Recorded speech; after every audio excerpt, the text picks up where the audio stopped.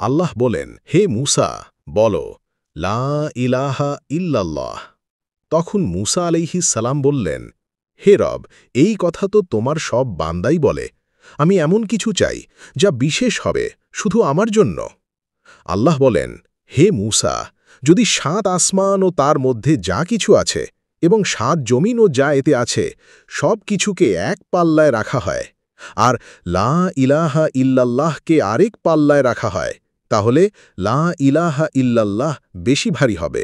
এটি বলেছিলেন তখন যখন হজরত মুসা আলাইসাল্লাম আল্লাহকে বলেছিলেন, হে আমার রব, আমাকে এমন কিছু শিক্ষা দিন যার মাধ্যমে আমি আপনাকে স্মরণ করব এবং দোয়া করব।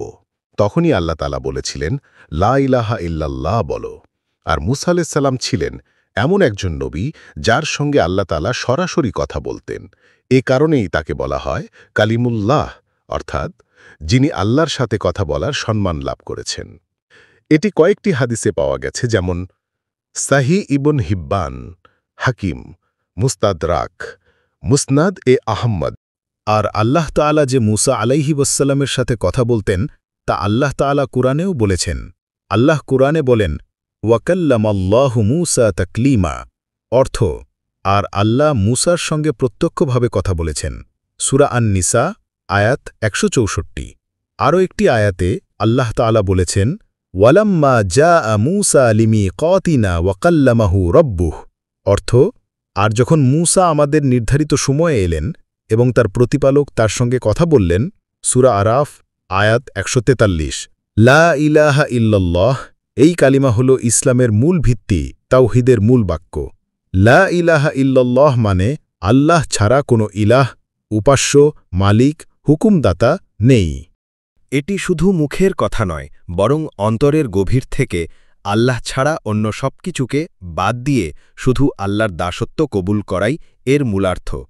রাসূলুল্লাহ সাল্লাল্লাহু আলাইহি ওয়াসাল্লাম বলেন, যে ব্যক্তি অন্তর থেকে হৃদয়ের সত্য বিশ্বাসের সাথে বলে লা ইলাহা ইল্লাল্লাহ, সে জান্নাতে প্রবেশ করবে।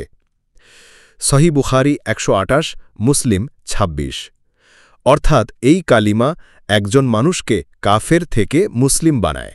জান্নাতের চাবি এই কালিমা।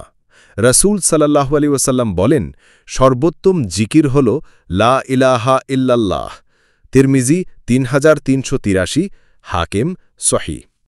এই কালিমা রিজিকের বরকত এনে দেয়, দুঃখ দূর করে, গুনাহ মাফ করায়, জান্নাতের দরজা খুলে দেয়, ফেরেশতা খুশি হয়, পাল্লায় সবচেয়ে ভারী আমল হয়ে দাঁড়ায়।